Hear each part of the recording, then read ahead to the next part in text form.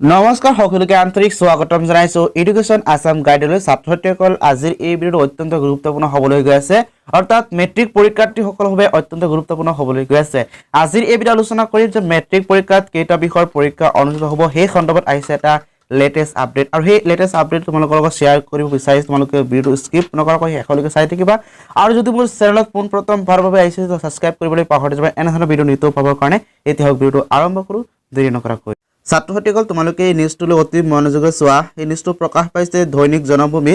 আৰু ইয়াত কোৱা হৈছে তিনিখন প্ৰশ্ন কাকতেৰে অনুষ্ঠিত হ'ব মেট্ৰিক পৰীক্ষা আৰু হিগ্ৰী পৰীক্ষা পদ্ধতি ৰাজহুৱা কৰিব সেভাই কেইটা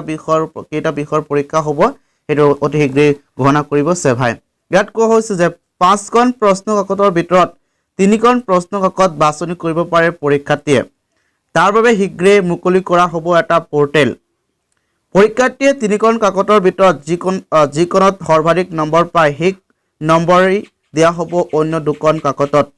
অৰ্থাৎ তোমালোকৰ তিনিখন পেপাৰ যি পৰীক্ষা হ'ব তিনিখন পেপাৰত যিখন পেপাৰত আটাইতকৈ সৰ্বাধিক নম্বৰ পোৱা যায় সৰ্বাধিক নম্বৰ যিটো পোৱা যায় সেই নম্বৰটো বাকি দুটাৰ লগত যোগ কৰা হ'ব বুলি কোৱা হৈছে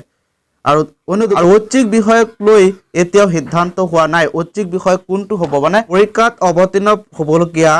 4,39,379 জন পৰীক্ষাৰ্থীৰ ভিতৰত 2 লাখ প্ৰাইভেট পৰীক্ষাৰ্থীক মূল্যায়নেৰে উত্তীৰ্ণ কৰাই দিয়াটো অসম্ভৱ যে প্ৰাইভেট যিসকল আছে তেওঁলোকক মানে মূল্যায়নেৰে উত্তীৰ্ণ কৰাই দিয়াটো অসম্ভৱ বুলি কোৱা হৈছে বাতৰি কাকতত তাৰপিছত এই বাতৰি কাকতত প্ৰকাশ পাইছে 26 মেত প্ৰকাশ পাইছে ইয়াত কোৱা হৈছে যে মেট্ৰিক পৰীক্ষা অনুষ্ঠিত কৰিবলৈ সেভাই চূড়ান্ত সিদ্ধান্ত লৈছে আৰু ছাত্ৰ ছাত্ৰীৰ জীৱন গঢ়াৰ বহু প্ৰত্যাহিত আৰু এই পৰীক্ষাৰ কিদৰে সম্পন্ন কৰিব সেই সন্দৰ্ভত সেভাই প্ৰস্তুত কৰিছে বোৰ্ড মেপ কম সময়ৰ ভিতৰত পৰীক্ষা পদ্ধতি ৰাজহুৱা কৰিব সেভাই কোভিড-19 যেটো আছে দুৰ্যোগৰ সময়ত বৃহৎ সংখ্যক ছাত্ৰ-ছাত্ৰীৰ শৈক্ষিক